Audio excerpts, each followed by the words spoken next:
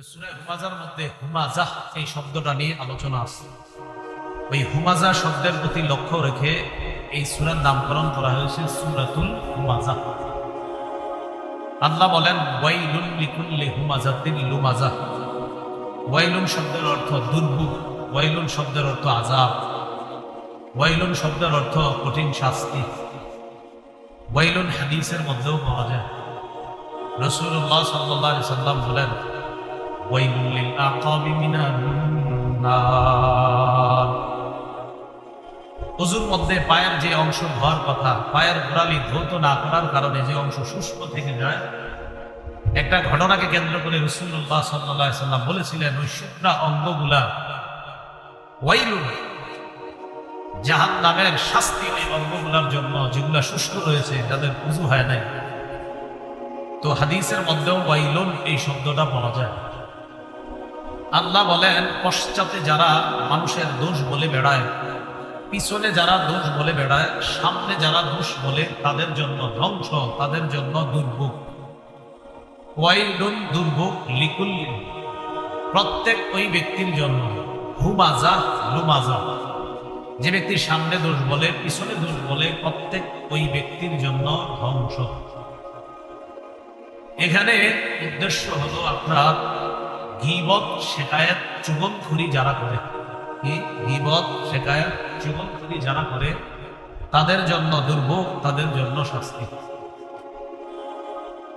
গীবত যারা মানুষের পরনিন্দা করে, আড়ালে দোষ বলে বেড়ায়, অনুপস্থিতিতে আরেকজনের দোষ বলে, এখানে লোকটা নাই, তার দোষ আপনাদের কাছে আমি বলা, এটা ভয়ঙ্কর অপরাধ। এই অপরাধকে কোরআনে আল্লাহ রব্বুল আলামিন মরা ভাইয়ের গোশত খাওয়ার সাথে তুলনা করেছেন। সূরা হুজুরাতের 12 নম্বর আয়াতে আল্লাহ বলেন ওয়ালা ইয়াগতাব বা'দুকুম বা'দা, তোমাদের একজন আরেকজনের গীবত যেন না করে। আইয়ুহিব্বু আহাদুকুম আইয়াকুলা লাহমা আখিহি মাইতা, তোমাদের কেউ কি এটা পছন্দ করে যে সে তার মৃত ভাইয়ের গোশত ভক্ষণ করবে? এটা কেউ পছন্দ করেন? আল্লাহ বলে ফাকারিহতুমু, এটা তো তোমরা অপছন্দ করেই থাকো। মরা ভাইয়ের গোশত খাওয়া এটা সবাই অপছন্দ করো। আচ্ছা, আপনারা কি মরা ভাইয়ের গোশত খাওয়া পছন্দ করেন? কিন্তু গীবত যদি করেন, আরেক দিক দিয়ে যদি বলেন আমি মরা ভাইয়ের গোশত খাওয়া পছন্দ করি না, অন্য দিক দিয়ে আপনি গীবত করেন। এই যে মুখে বলছেন আমি মরা ভাইয়ের গোশত খাবো না, খাই না, খাইতে চাই না, আমি পছন্দ করি না, অন্যদিকে আবার গীবত বলছেন, এই গীবত করা মানেই হলো মরা ভাইয়ের গোশত খাওয়া। বলেন তো, গীবত করা মানে মরা ভাইয়ের? পরে আল্লাহ বলেন ওয়াত্তাকুল্লাহ, আল্লাহকে ভয় করো, ইন্নাল্লাহা তাওয়াবুর রহিম, আল্লাহ তওবা কবুলকারী, আল্লাহ দয়ালু। আল্লাহ গীবত থেকে আমাদেরকে বেঁচে থাকার তৌফিক দান করুন। গীবতের পরিভাষা জানবো আমরা। 7টি কথা গীবতের পরিভাষা হিসাবে নিতে পারি, যেগুলা মূল উদ্দেশ্য হয় পরনিন্দা করা, দুশ্চর্চা করা। এমন কয়টি শব্দ জানবো আমরা? 7টি। 1 নাম্বার গীবত অর্থ পরনিন্দা করা। 2 নাম্বার ইফকুন, হামজা ফা কাফ, ইফকুন মানে হলো মিথ্যা রটনা করা। কি রটনা করা? মিথ্যা প্রচার করা। এটা আল্লাহ আম্মা জান আয়েশা সিদ্দিকা রাদিয়াল্লাহু তাআলা আনহার ব্যাপারে সূরা নূরের মধ্যে বলেছেন ইফকুম মুবিন। আয়েশা রাদিয়াল্লাহু তাআলা আনহার ব্যাপারে মুনাফিকরা যে অভিযোগটা ছড়িয়েছে, এটাকে আল্লাহ বলেছেন স্পষ্ট মিথ্যাচার, স্পষ্ট মিথ্যা রটনা, স্পষ্ট মিথ্যা প্রচার। তাহলে 1 নাম্বার শব্দ শিখলাম গীবত, পরনিন্দা। 2 নাম্বার শিখলাম ইফকুন, মিথ্যা রটনা করা। 3 নাম্বার বুহতান। বলেন কি? বুহতান মানে অপবাদ। বলেন তো বুহতান অর্থ কি? কোরআনে এটাও আল্লাহ আম্মা জান আয়েশা সিদ্দিকা রাদিয়াল্লাহু তাআলা আনহার ব্যাপারে আল্লাহ আলোচনা করেছেন হাদা বুহতানুন আযীম। আম্মা জান আয়েশা সিদ্দিকা রাদিয়াল্লাহু তাআলা আনহার ব্যাপারে মুনাফিকরা যে রটনাটা করেছেন, এটা বুহতানুন আযীম, এটা বিশাল বড় একটা অপবাদ, বিশাল বড় একটা অপবাদ। 4 নাম্বার নামিমা। নামিমা অর্থ হলো চুগলখড়ি করা। বলেন নামিমা অর্থ কি? সূরা কলামের 10-11 নম্বর আয়াতে আল্লাহ বলেন ওয়ালা তুতি' কুল্লা হাল্লাফিন মাহিন হাম্মাজিম মাশশাইন বিনামিম হাম্মাজিন মাশাইন বিনামিম, হাম্মাজ যে দোষ বলে বেড়ায়, সামনে দোষ বলে, মাশাইন বিনামিম যে ব্যক্তি চুগলখুরি করে বেড়ায়। দুইজনের মাঝে ঝগড়া লাগানোর জন্য চুগলখুরি করা। আমি আপনার কাছে একটা বলি তার নামে, আবার তার কাছে গিয়ে আপনারটা বলি, দুজনের মাঝে ঝগড়া লাগানোর জন্য, এটাকে নামিমা বলা হয়, চুগলখুরি বলা হয়। 5 নাম্বার হুমাজা, 6 নাম্বার লুমাজা। বলেন তো 5 নাম্বার হুমাজা, 6 নাম্বার হুমাজা বলা হয় আল্লাযী ইয়াগতাব ওয়া ইয়াতআনু ফি ওয়াজহির রাজুল, যে ব্যক্তি গীবত করে এবং মুখের উপর সামনে দোষারোপ করে ফেলে, তোর বেটা তুই তো এটা। আল্লাযী ইয়াগতাব ওয়া ইয়াতআনু ফি ওয়াজহির রাজুল, একদম সরাসরি সমালোচনা করে তাকে দোষারোপ করে, এটা হুমাজা। 6 নাম্বার লুমাজা, লুমাজা বলা হয় আল্লাযী ইয়াগতাবু মিন খালফিহি ইদা গাবা রাজুল, কোন ব্যক্তি অনুপস্থিত থাকলে তার দোষ ত্রুটি বর্ণনা করা, কোন ব্যক্তি অনুপস্থিত থাকলে তার দোষ ত্রুটি কি করা, বর্ণনা করা, এটার নাম কি লুমাজা। 7 নাম্বার শাবুল শিন তাবিম, মানে হলো ব্যঙ্গ করা। যেমন আমার নবীকে যারা ব্যঙ্গ করে তাদেরকে শাতিবে রাসূল বলা হয়। কি বলা হয় বলেন তো? শাতিবে রাসূল। মনে থাকবে নি আপনাদের কথাগুলো? 1 নাম্বার গীবত, 2 নাম্বার ইফ, 3 নাম্বার বুহতান, 4 নাম্বার নামিমা, 5 নাম্বার হুমাজা, 6 নাম্বার লুমাজা, 7 নাম্বার শাতম। 1 নম্বর গীবত অর্থ পরনিন্দা, 2 নাম্বার ইফকুল অর্থ মিথ্যা রটনা করা, 3 নম্বর বুহতান অর্থ মিথ্যা অপবাদ দেওয়া, 4 নাম্বার নামিমা অর্থ চুগলখুরি করা, 5 নাম্বার হুমাজা অর্থ সামনে মুখের উপর দোষ ত্রুটি বর্ণনা করে সমালোচনা করা, 6 নাম্বার লুমাজা অনুপস্থিতিতে কারো সমালোচনা করা, 7 নাম্বার শাতমুন মিথ্যা কথা বলে কারো নামে ব্যঙ্গ করা। এই 7টা গবেষণা করলে বের হবে এই সবগুলার মধ্যে গীবতের গন্ধ পাওয়া যায়। কিসের গন্ধ পাওয়া যায় বলেন তো? গীবত, পরনিন্দা। আল্লাহ আমাদের সকলকে এই যে কথাগুলা বলা হলো, পরনিন্দা, চুগলখুরি, অপবাদ দেওয়া, ব্যঙ্গ করা, সামনে দোষ বলা, পিছনে দোষ বলা, সবগুলা থেকে আমাদের অন্তরটাকে যেন আল্লাহ হেফাজত করেন। আল্লাহর কাছে দোয়া করি আল্লাহ আমাদের কলবকে এই রোগ মুক্ত করে দেন। গীবত কাকে বলে? তিরমিজি শরীফের 1974 নম্বর হাদিস থেকে 1934 নম্বর হাদিস থেকে আমরা গীবতের পরিচয় নিব। তিরমিজির 1934 এই হাদিস থেকে আমরা গীবতের পরিচয় জানবো। খুব মন দিয়ে শুনবো আমরা। عن أبي هريرة رضي الله تعالى عنه قال قيل يا رسول الله ما الغيبة قال ذكرك أخاك بما يكره। আবু হুরায়রা রাদিয়াল্লাহু তাআলা আনহু বর্ণনা, রাসূলুল্লাহ সাল্লাল্লাহু আলাইহি সাল্লামকে জিজ্ঞাসা করা হলো, ওগো আল্লাহর রাসূল, গীবত কাকে বলে? নবীজি বললেন, যিকরুকা আখাকা বিমা ইয়াকরাহু, তোমার ভাই যেটা অপছন্দ করে এই বিষয়ে উল্লেখ করা। যিকরুকা তোমার উল্লেখ করা, আখাকা তোমার ভাইকে উল্লেখ করা, বিমা ইয়াকরাহু এমন বিষয়ে তার নামটা উল্লেখ করা, তার কথা বলা যেই বিষয়টা সে অপছন্দ করে। আমার ভাই আছে শফিপুরে, তার ব্যাপারে আপনাদের কাছে এমন কথা বলা যেটা সে অপছন্দ করে, এটাকে কি বলা হয়? এখন এক সাহাবী প্রশ্ন করলেন, ক্বালা ইন কানা ফীহি মা আকুল। এক সাহাবী বললেন, ইন কানা ফী আখি মা আকুল, হুজুর আমার ভাইয়ের মধ্যে যদি ওই অপরাধটা থাকে যেটা আমি আপনারে বলছি, কথাটা বুঝছেন নি?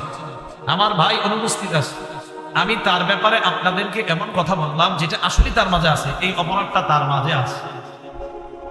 ক্বালা রাসূলুল্লাহ সাল্লাল্লাহু আলাইহি ওয়াসাল্লাম, নবীজি জবাব দিলেন, ইন কানা ফীহি মা তাকুল ফাকাদ ইরতাবতা, তোমার ভাইয়ের মাঝে যে অপরাধটা আছে এটা যদি বলো, এটা কি গীবত বলা হয়? বলেন তো আপনারা, আপনার কোন ভাইয়ের ব্যাপারে এমন কথা বলা যেটা আসলে আপনার ভাই ওই অপরাধটা করে, এটা বলাকে কি বলা হয়? ওয়া ইন লাম ইয়াকুন ফীহি মা তাকুলু ফাকাদ বাহাত্তা, আর তুমি যেই কথাটা বললা, যেই সমালোচনা করলা, এই সমালোচনা যদি তার মাঝে না থাকে, তুমি যেই বিষয়ে সমালোচনা করলা এটা যদি তার মাঝে না থাকে, ফাকাদ বাহাত্তা, তাহলে তুমি তার নামে মিথ্যা অপবাদ দিবে। তাহলে বলেন তো, আমি যেই বিষয়ে আপনাদেরকে কারো ব্যাপারে সমালোচনা করব, এটা তার মাঝে থাকলে, না থাকলে অপবাদ, মাশাআল্লাহ, থাকলে না থাকলে অপবাদ। তাহলে গীবতের পরিচয় আমরা জানলাম। মন দিয়ে শুনলেন, শেষ পর্যন্ত অনেকের মনে এসে গেছে, হুজুর আপনারা এক হুজুর আরেক হুজুরে ধুয়া দেন, আসবে কিন্তু এগুলা সব জবাব শেষ পর্যন্ত না শুনলে, খালি খালি আপনাদের অনেকের মনে আসতেছে এই একটু জিজ্ঞেস দেখবেন, শেষ পর্যন্ত শুনলে আর জিজ্ঞেস করা লাগবে না ইনশাআল্লাহ। তাহলে অপরাধ থাকলে গীবত, না থাকলে অপবাদ।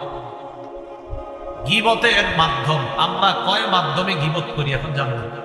আমরা প্রধানত 4টি মাধ্যমে গীবত করে থাকি। কয় মাধ্যমে? 4টি মাধ্যমে। প্রথমে মুখস্থ করাবো আপনাদেরকে, এরপরে প্রত্যেকটা ব্যাখ্যা দেবো আমরা।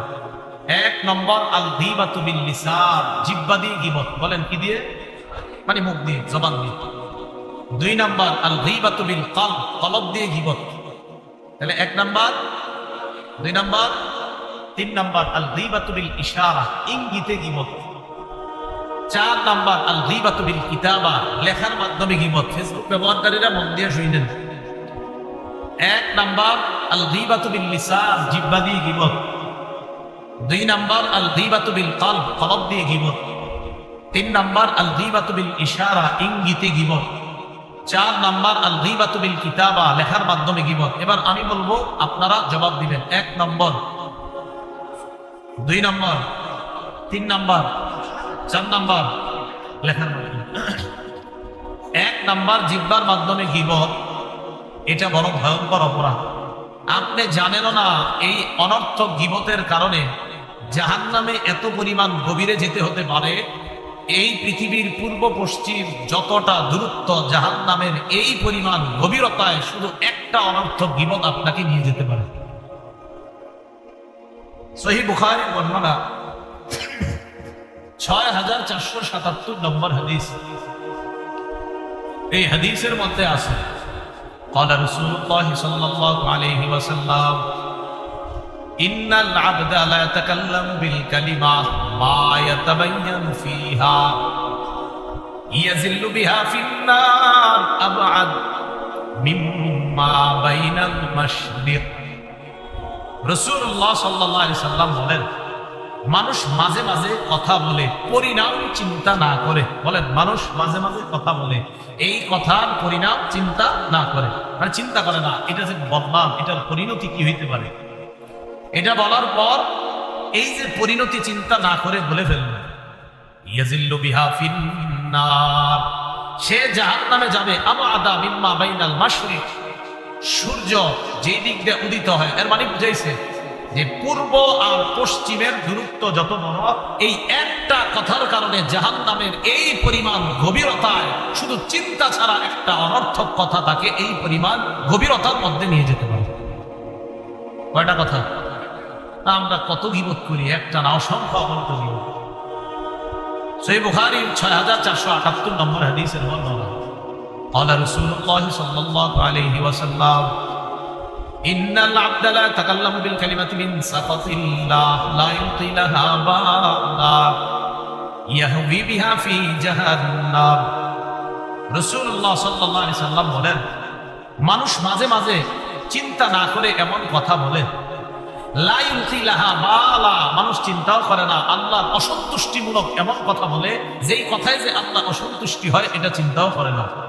ইয়াহবি বিহা ফি জাহান্নাম, এই কথার কারণে সে জাহান্নামে যাবে। বলেন নাউজুবিল্লাহ। তাহলে এখন থেকে আমরা ইনশাআল্লাহ আমাদের এই জিহ্বাটা বুঝে শুনে চিন্তা করে ব্যবহার করব, ঠিক আছে ইনশাআল্লাহ। অনর্থক কোনো কাজে আমরা এই জিহ্বা ব্যবহার করবো না। জিহ্বা খুলবো তো সুবহানাল্লাহ, জিহ্বা খুলবো তো আলহামদুলিল্লাহ, মুখ খুলবো তো আল্লাহু আকবার, মুখ খুলবো তো লা ইলাহা ইল্লাল্লাহ। এইগুলা খুলবো না তো মুখ বন্ধ রাখবো। তো কি করব? মনে মনে আল্লাহকে স্মরণ করবো। কাজ নাই, ঘুমিয়ে যাব, কিন্তু অনর্থক কোনো কাজে আমার এই জবানকে আমি ব্যবহার করবো।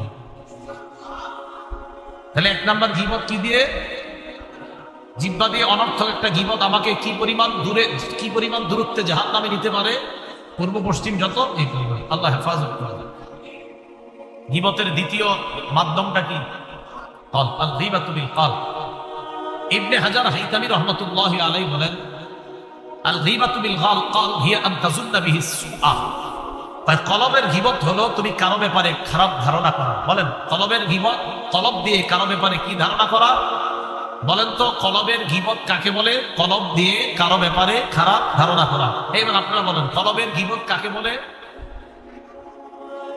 এটা নিষেধ।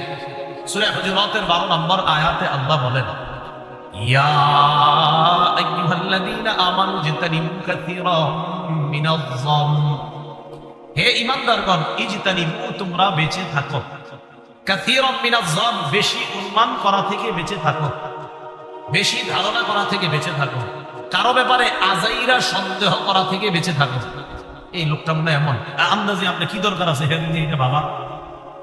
ইন্না বা'দাজ-যন্নি ইসমুন, আল্লাহ বলেন কিছু কিছু ধারণা গুনাহ। ওয়ালা তাজাসসু, কারো পিছনে সেইডিগিরি করবা না, কারো পিছনে গোপনে তার দোষ অনুসন্ধানে লেগে যেও না। তাহলে বলেন তো, ধারণা কলব দিয়ে করা এই নিষেধটা করেছেন কে? আল্লাহ। এই কলব দিয়ে কারো ব্যাপারে খারাপ ধারণা করা, এটা কলবের গীবত। ইবনে হাজার হাইতামি বলেন, কলবের গীবত হলো কলব দিয়ে কারো ব্যাপারে অনর্থক খারাপ ধারণা করা। এখন ধারণা তো এসে যেতেই পারে, কারণ কলবের নিয়ন্ত্রণ তো আমার হাতে না, ধারণা আসতেই পারে। আসলে কি করবেন? আসলে মুখ দিয়ে বের করেন না, যখন এসে যাবে তখন আস্তাগফিরুল্লাহ পড়েন, ওয়া আতুবু ইলাইহি, লা হাওলা ওয়ালা কুওয়াতা ইল্লা বিল্লাহ। পারবেন না ইনশাআল্লাহ? তাহলে এটা আর মুখ দিয়ে না বলে বাস আস্তাগফিরুল্লাহ ওয়া আতুবু ইলাইহি, ছি আমি কি ধারণা করলাম না, এটা বাস মনেই দাফন করে দেবে। গীবতের তৃতীয় মাধ্যম বলেন, মাশাআল্লাহ, এই ভালো ছাত্র আছে। কি 3 নাম্বার? ইঙ্গিত, ইশারা। ইশারায় কি? এদিক তাকান, এই যে ইশারা।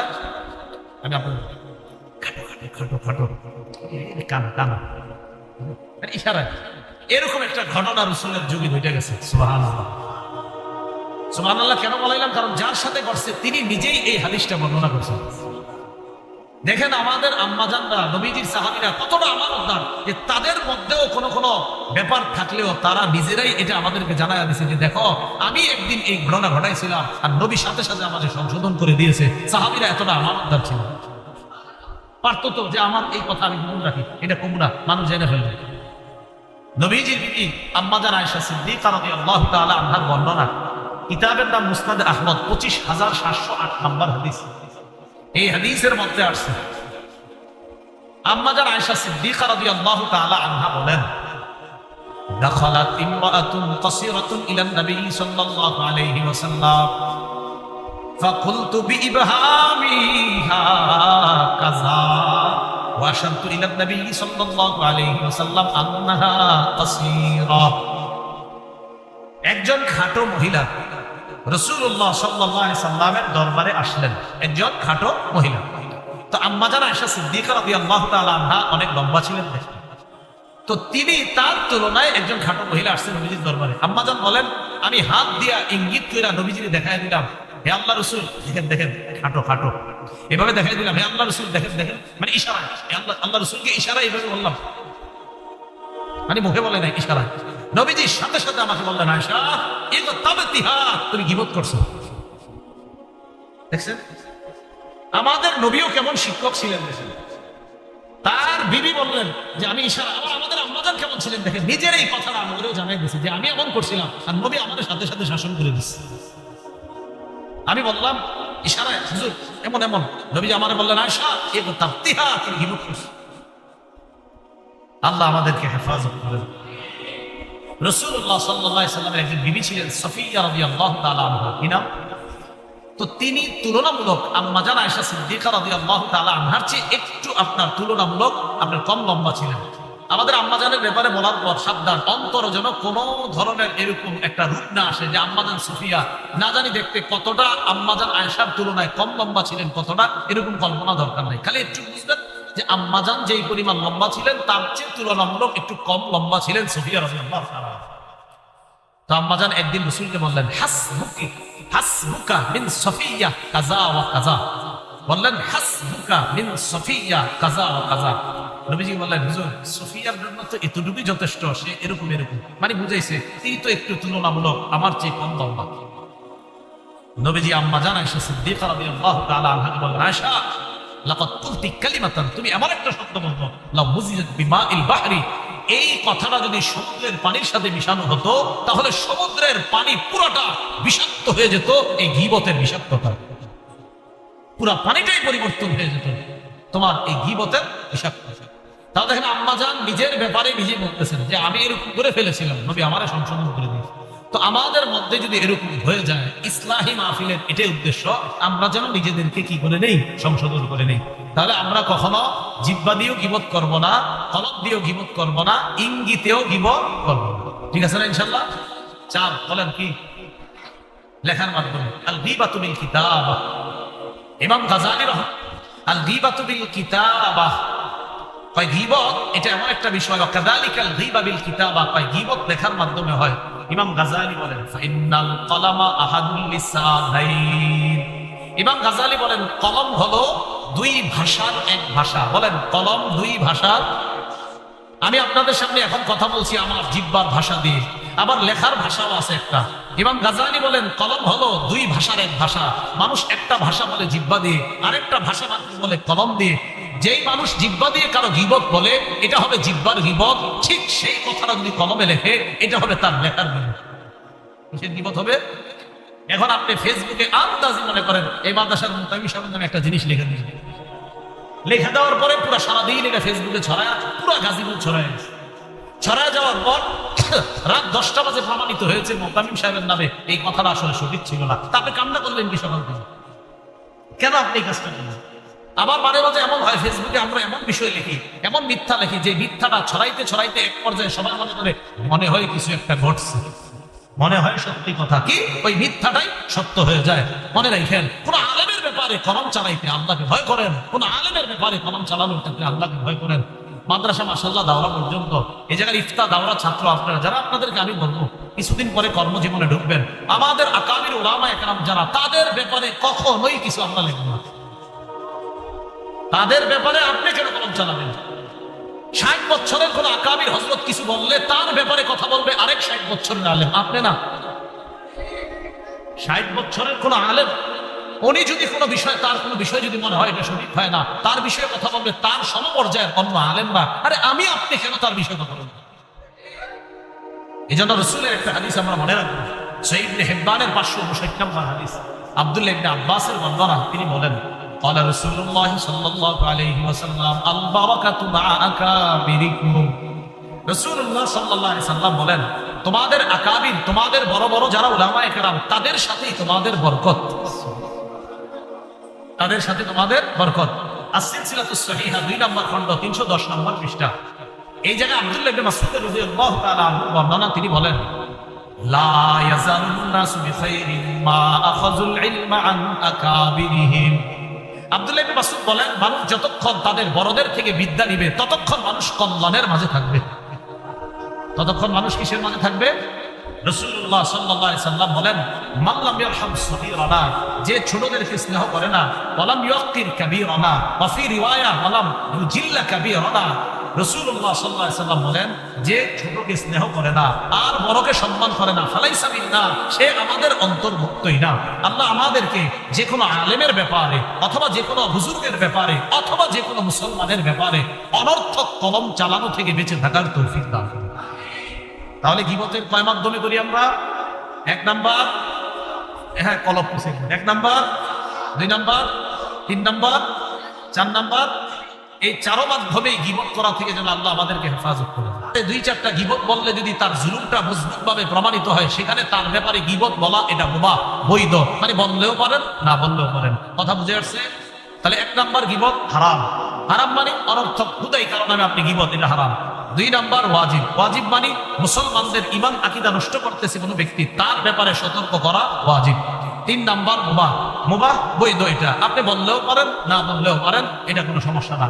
আল্লাহ আমাদের সকলকে হারাম গীবত থেকে বাঁচার তৌফিক দান করেন।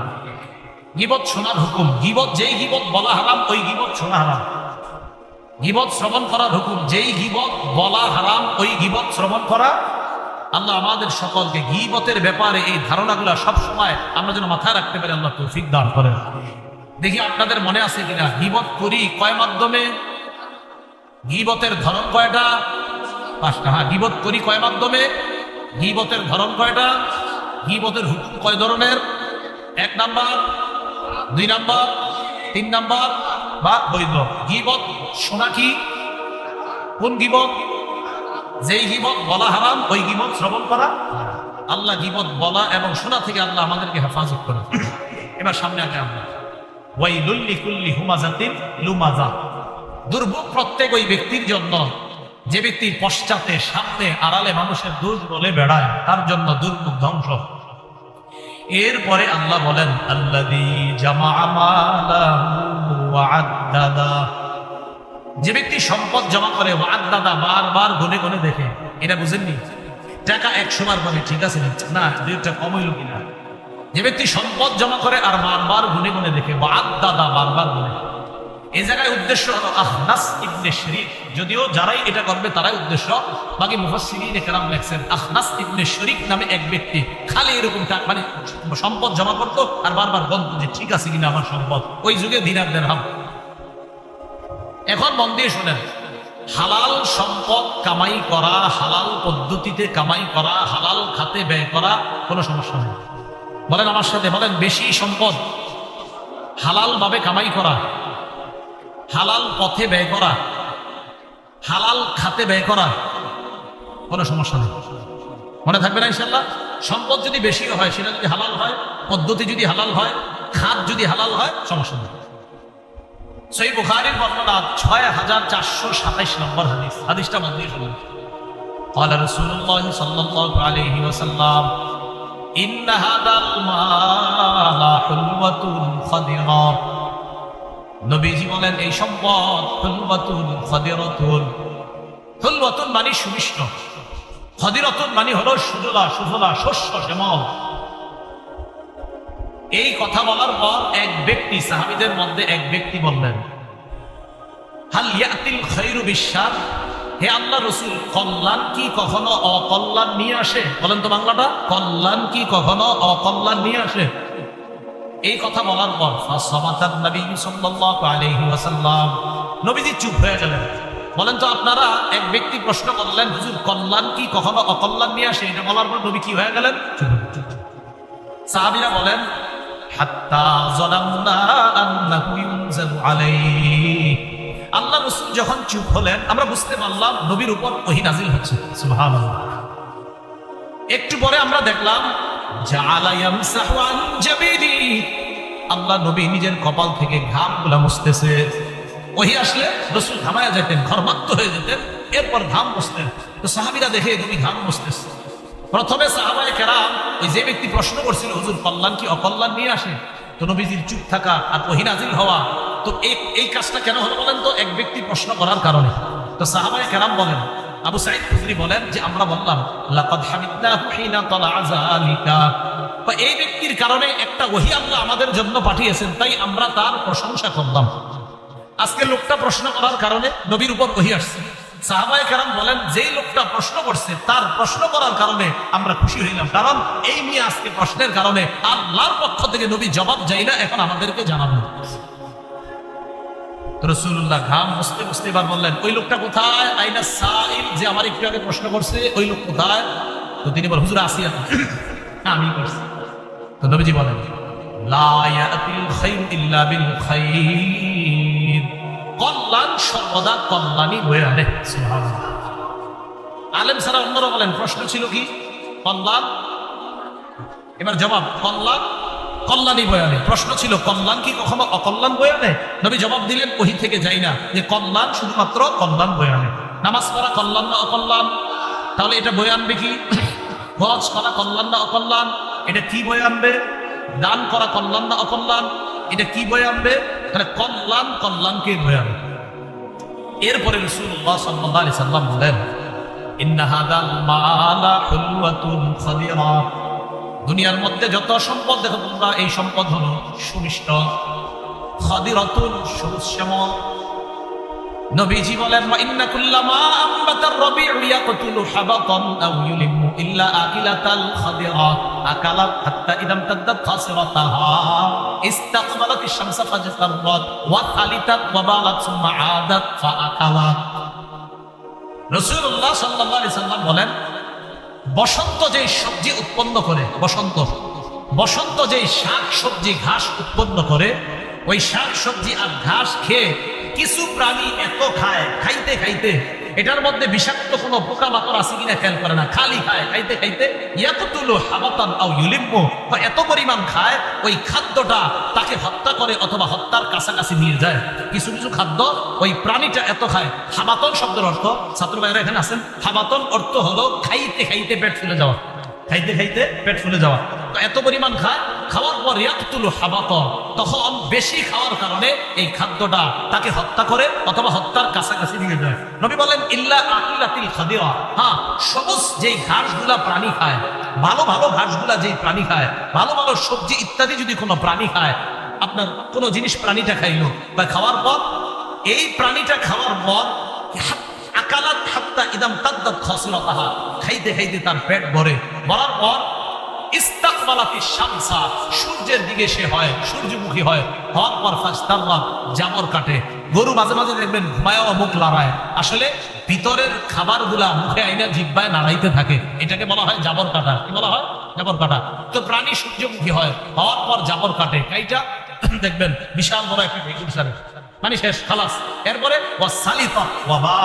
প্রস্রাব পায়খানা করে, করার পর সুম্মা আদাত ফাআকালা, আবার আসে আবার খায়। এর মানে আবার আসে আবার খায়, আবার হজম করে, আবার আপনার প্রস্রাব পায়খানা করে, আবার আসে আবার খায়। বলেন তো দুই প্রাণীর মধ্যে যে হজম করতে পারলো সে সফল, আর যে হজম করতে পারলো না সে ব্যর্থ হয়ে গেল।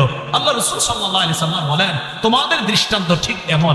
নবীজি সাল্লাল্লাহু আলাইহি সাল্লাম বলেন এই যে দুনিয়ার মালের উপমা তোমাদেরকে দিলাম, মান আখাযাহু বিহাক্কিহি ওয়া ওয়াদাআহু ফি হাক্কিহি ফানি'মাল মা'উনাতু হিয়া, যে ব্যক্তি সম্পদ সঠিকভাবে আয় করলো আর সঠিক খাতে ব্যয় করলো, এটা কতই না উত্তম ব্যয়। আমি নবী তার এই ব্যয়টাকে উত্তম শ্রেষ্ঠ ব্যয় হিসেবে ঘোষণা করলাম। তাহলে বলেন তো হালাল খাতে, হালাল পন্থায় আয়, হালাল খাতে ব্যয়।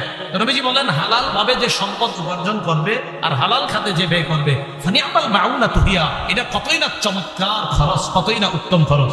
বিপরীতে কি বলে দেখেন, ওয়া মান আখাযাহু বিগাইরি হাক্কিহি, কেউ যদি অন্যায় ভাবে এই সম্পদ গ্রহণ করে, সেই ব্যক্তি তার মতো হবে কানা কাল্লাযী ইয়াকুলু ওয়া লা ইয়াশবা, সে তার মতো যে খায় কিন্তু পরিতৃপ্ত হয় না, সে তার মতো যে খায় কিন্তু কি হয় না, পরিতৃপ্ত হয় না। আমাদের মাঝে কিছু মানুষ আছে এমন, আমার সম্পদ হালাল ভাবে আসুক আর হারাম ভাবে আসুক, আসতে থাক, আইলেই হয়, কি এটা হালাল টাকা না হারাম টাকা সমস্যা নাই, আসুক। বলেন তো এই উপার্জন তাকে কি জান্নাতে নিবে না জাহান্নামের দিকে নিবে? ওই প্রাণী যে দেদার সে খাইছে, কোনো কিছু চিন্তা করে নাই, খালি খাইছে, এটার মধ্যে বিষাক্ত কিছু আছে কিনা চিন্তা করে নাই, খাইতে খাইতে এটার দ্বারা তার উপকার হয়েছে না ক্ষতি হয়েছে? তাহলে হালাল হারাম বাদ বিচার করে যদি কেউ না খায়, তার কি উপকার হবে না ক্ষতি হবে? আর যে প্রাণীটা খায়া হজম করতে পারছে, তার লাভ হয়েছে না ক্ষতি হয়েছে? হালাল ভাবে যে কামাই করে, হালাল পন্থায় যে ব্যয় করে, সে লাভবান হয়ে যায়। সে কেমন যেন এটা হজম করতে পারে এবং হজম করার কারণে সে লাভবান। এই লাভবান দ্বারা উদ্দেশ্য হলো সে আল্লাহ জান্নাতের মেহমান। ভাই কথা বুঝে আসছে? তাহলে আল্লাযী জামাআ মালান ওয়া আদ্দাদা, যে সম্পদ জমা করে এবং গুনে গুনে হিসাব করে রাখে। তাহলে বলেন তো হালাল ভাবে বেশি সম্পদ কামাই করা দোষ, হালাল ভাবে বেশি কোটিপতি হওয়া দোষ? তাহলে হালাল ভাবে কোটিপতি হওয়া, হালাল খাতে ব্যয় করা, এটা কোনো দোষের কিছু না। আল্লাহ কথাগুলো বুঝার তৌফিক দান করেন। তাহলে এই মাদ্রাসায় পরামর্শ দিয়ে, দোয়া করে, অর্থ দিয়ে শরীক থাকবেন তো ইনশাআল্লাহ? তাই বলবো না আপনাদেরকে এখন যে হুজুর মনে হয় দান চাইবো না, খালি আপনারা পরামর্শ দিবেন, দোয়া দিবেন এবং প্রয়োজনে অর্থ দিয়েও সহযোগিতা, প্রয়োজনে যাদের অর্থ আছে অর্থ দিয়ে সহযোগিতা করবেন এবং মাদ্রাসাটা যেন আরো উন্নতি হয়ে দারুল উলুম দেওবন্দের মতো বিশাল একটা প্রতিষ্ঠান হয়, এটা কি চাই না আমরা ইনশাআল্লাহ? আল্লাহ এই প্রতিষ্ঠানকে এমন হিসাবেই যেন কবুল করেন।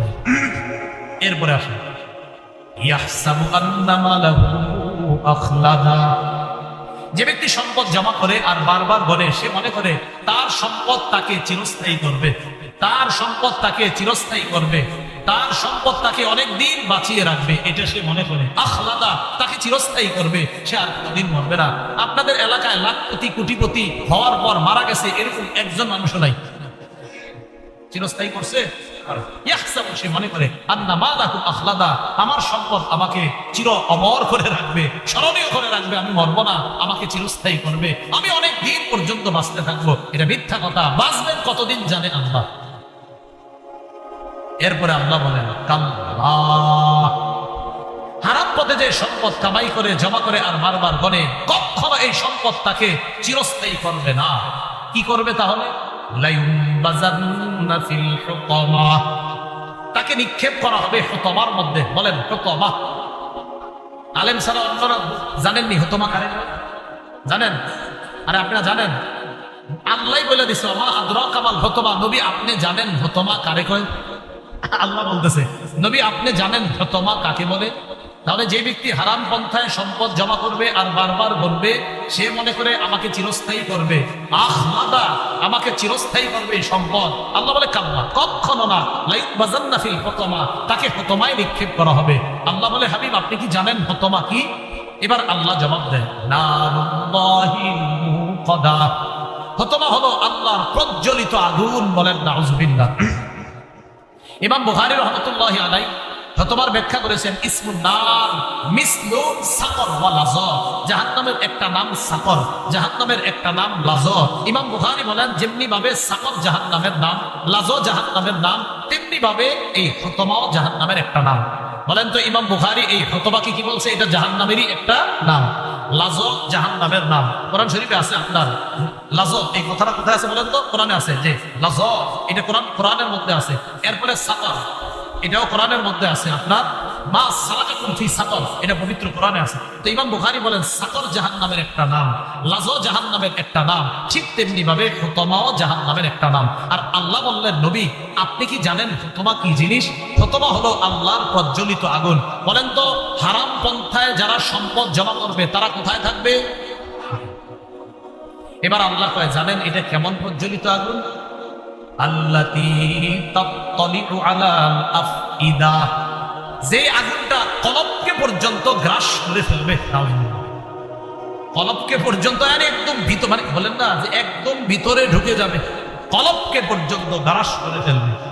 আল্লাতী তাত্তালিউ আলাল আফইদা ইন্নাহা আলাইহিম মুসাদাতুন ফি আমাদিন মুমাদ্দাদা। আল্লাহ বলেন এই আগুনটা আলাইহিম মুসাদা, তাদেরকে পরিবেষ্টন করে রাখবে। একটা দুইটা তিনটা চারটা পাঁচটা খাম্বা, এই খাম্বাগুলার মাঝে আমরা আছি, খাম্বাগুলা দিয়ে পরিবেষ্টন। এখন আল্লাহ কি বলে দেখেন, আগুন তাদেরকে পরিবেষ্টন করে রাখবে কয় কোথায়? ফি আমাদিন মুমাদ্দাদা, লম্বা লম্বা খাম্বার স্তূপের মধ্যে। কিসের মধ্যে বলেন সবাই? লম্বা লম্বা খুঁটির স্তূপের মধ্যে। এখন লম্বা লম্বা খুঁটি আগুনের মধ্যে আবার কিসের খুঁটি? আল্লাহ। আগুনের খুঁটি হলো আগুনের যে অগ্নি শিখা হবে বড় বড়, এই অগ্নি শিখাগুলাই এক একটা খুঁটির মতো। এজন্য আল্লাহ ওই শিখাগুলাকেই বললেন খুঁটি, যে এই খুঁটি মানি এরকম কোন খুঁটি না, ওই আগুনের বড় বড় শিখাগুলা, এর মাঝে তোমরা থাকবা, সেই আগুন তাদেরকে গ্রাস করবে। আগুনেরই খুঁটি অর্থাৎ বড় বড় শিখা, এই শিখা তাদেরকে চারদিক থেকে বেষ্টন করে রাখবে। তা আসেন মাঝখান থেকে আবার যারা অসৎ উপায়ে অবৈধ পন্থায় টাকা উপার্জন করে আর গনে, তারা জানি কোথায় থাকবে? হুতমা কি জিনিস? প্রজ্বলিত আগুন। যে আগুন কোথায় গিয়ে ঢুকে? কলবের মধ্যে ঢুকে। তাহলে এই গীবত শেখায়েত আর হলো অবৈধ পন্থায় সম্পদ অর্জন করা। সূরা হুমাযা থেকে আমরা প্রধান দুইটা বিষয় জানলাম। একটা হলো গীবত শেখায়েত করা যাবে না, আর এটার অনেকগুলো জানছি। চুগলখড়ি করা যাবে না, অপবাদ দেওয়া যাবে না, পিছনে দোষ বলা যাবে না, সামনে দোষ বলা যাবে না। আর আরেকটা জানলাম হারাম পন্থায় সম্পদ জমা করা যাবে না। কথাগুলো মনে থাকবে না ইনশাআল্লাহ। আল্লাহ রাব্বুল আলামিন আমাদের সকলকে যে কথাগুলো বললাম শুনলাম, সূরা হুমাযার শিক্ষা আমাদের প্রত্যেকের ঘরে ঘরে যেন আমরা নিয়ে যে আমাদের মানুষ যারা আছে মাসকুরা, তাদেরকেও বিষয়টা জানিয়ে দিতে পারি। আল্লাহ তৌফিক দান করেন। আমিন। আখির দাওয়ানা আলহামদুলিল্লাহি রাব্বিল আলামিন। কেউ কইতে পারবেন কয় মাধ্যমে গীবত করি? হ্যাঁ, একজন বলেন, বলেন একজন বলেন তো। হ্যাঁ, মাশাআল্লাহ। লেখনির মাধ্যমে। কয় ধরনের গীবত করি? 5। একজন বলেন তো। 1 নাম্বার হ্যাঁ শারীরিক, 2 নাম্বার চারিত্রিক, 3 নাম্বার বংশীয়, 4 নাম্বার পোশাক, 5 নাম্বার পরোক্ষভাবে, মানে ওই যে পরোক্ষভাবে। ও বুঝছি ওইটা, মানে আপনিও জানেন আমিও জানি, কিন্তু কেউ কারণ হয় না, এটাও গীবত। গীবতের হুকুম কয় ধরনের? 1, 2, 3 নাম্বার বাবা গীবত শোনা। কোন গীবত শোনা হারাম? মাশাআল্লাহ। সম্পদ অবৈধভাবে জমা করলে কোথায় থাকা লাগবে? হুতমা কি জিনিস? যে আগুন কোথায় পর্যন্ত গ্রাস করবে? কলব। ওই আগুনের কিছু খুঁটি আছে, ওই খুঁটিগুলা কি এরকম খুঁটি না আগুনের খুঁটি? আখির দাওয়ানা আল্লাহুম্মা সাল্লি আলা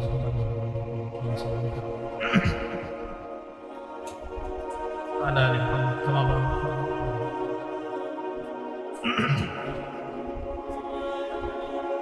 الحمد لله رب العالمين والعاقبة للمتقين والصلاة والسلام على سيد الأنبياء والمرسلين وعلى آله وصحبه أجمعين ربنا ظلمنا أنفسنا وإن لم تغفر لنا وترحمنا لنكونن من الخاسرين رب ارحمهما كما ربياني صغيرا আল্লাহ আমাদেরকে মাফ করে দেন আল্লাহ আমাদেরকে মাফ করে দেন আল্লাহ আজকের আগে অনেক গীবত করছি আল্লাহ অনেক চুগলখড়ি হয়ে গেছে আল্লাহ অনেকের নামে শিকায়ত করছি আল্লাহ এই জিহ্বা দিয়ে কত মানুষকে কষ্ট দিয়েছি আল্লাহ আল্লাহ একদম অন্যায় করছি কাজগুলো ঠিক করি নাই আমিও কতবার করছি মাওলা আমিও ঠিক করি নাই আল্লাহ আজকে আমি মুসলমান যাদেরকে নিয়ে এখানে বসছি ছোট বড় অনেকে আছে আল্লাহ আমরা আপনার কাছে ওয়াদা করতেছি আর গীবত করবো না আল্লাহ আর শিকায়ত করবো না আর চুগলখড়ি করবো না আল্লাহ আমাদেরকে মাফ করে দেন আমরা যাদের গীবত করছি তাদের কাছে মাফ চাই আল্লাহ এখানে যারা আছে ভাইয়ারা আপনারা যারা শুনতেছেন যাদের গীবত করছেন তাদের কাছে কাছে গিয়ে মাফ চেয়ে নিয়েন ভাই আমি তোমার নামে গীবত করছি আর করবো না এরকম বলে নিয়েন আল্লাহ তাদের কাছে মাফ চাইব তাদের কাছে মাফ চাই আপনার কাছে মাফ চাই আপনি আমাদেরকে মাফ করে দেন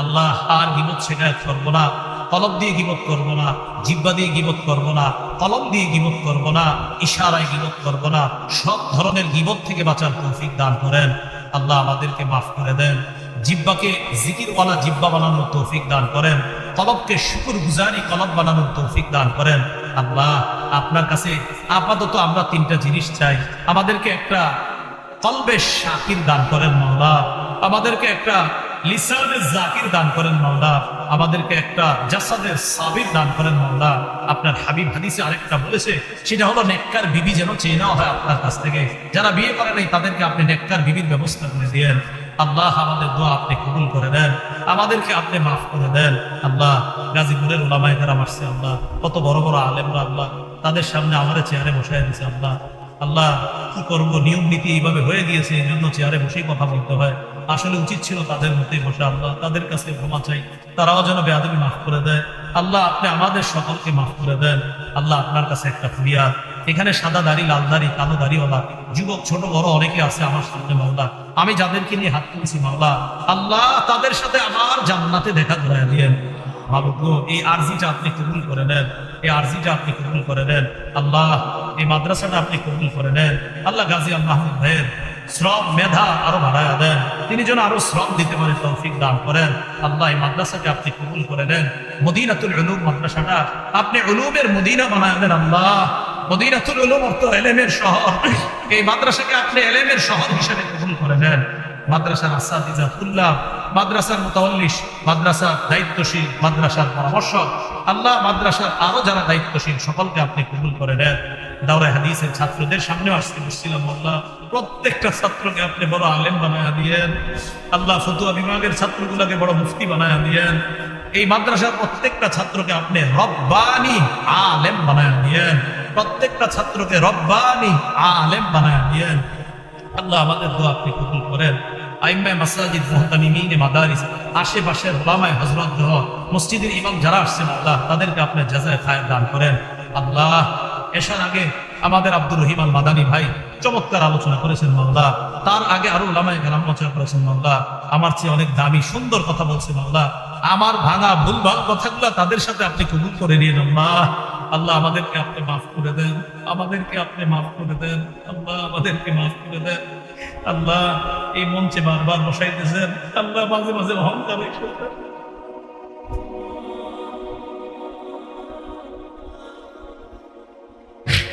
আল্লাহ আসাদ মুক্ত অহংকার মুক্ত দিল দান করে